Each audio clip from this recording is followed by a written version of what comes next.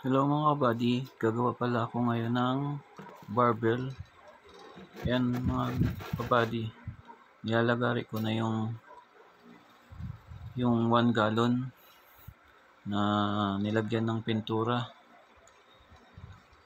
Bali nilalagari ko pala kasi para pagtanggal ko ng hindi mahirap kasi isa lang yung lagayan ko. Ayan mga kabady. Ayan mga kabady, nagano na pala akong buhangin.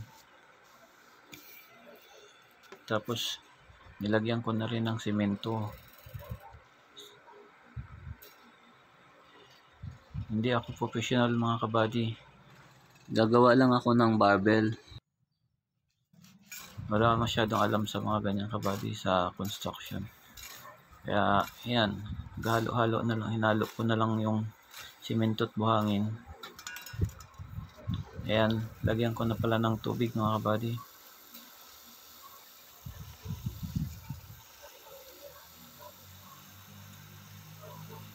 Tsansahan na lang pala mga kabady yung paglagay ng tubig. Ayan, nahalo ko na pala mga kabady.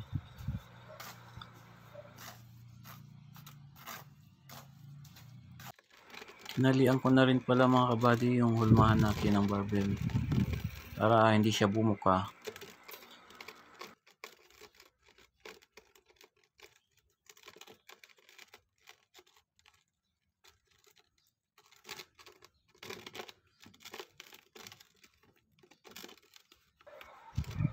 After natin talian mga kabady, lalagyan na natin ng semento. Ayan.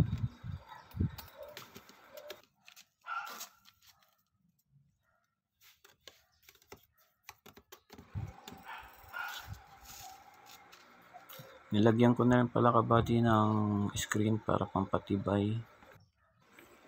Bali yung graba pala mga kabady, hindi ko na ihalo sa semento, kaya yan, nilalagay ko na lang unti-unti.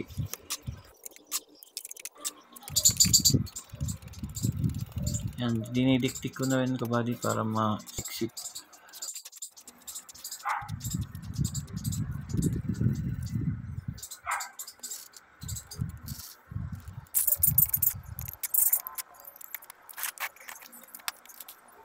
Yan mga kabady, nilagay ko na rin pala yung tubo.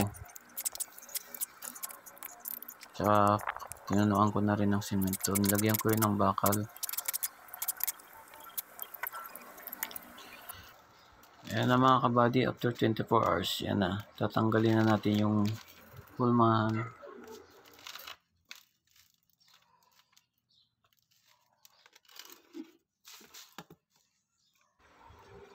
Ayan mga kabady, maganda naman yung kinalabasan niya. Makinis naman. Ayan o.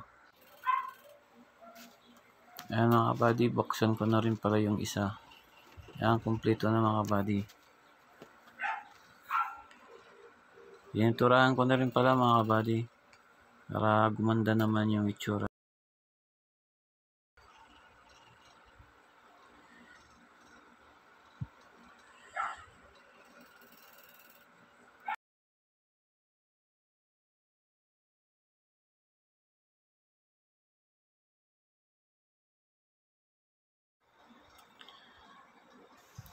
Ayan na pala mga kabady, after finish ng pintura.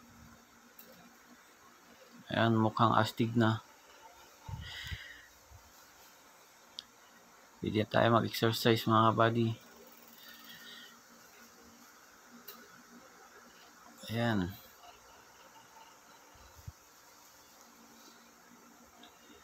After pala nyan mga kabady, nagtimbang ako para malaman ko kung ilang timbang ng barbell.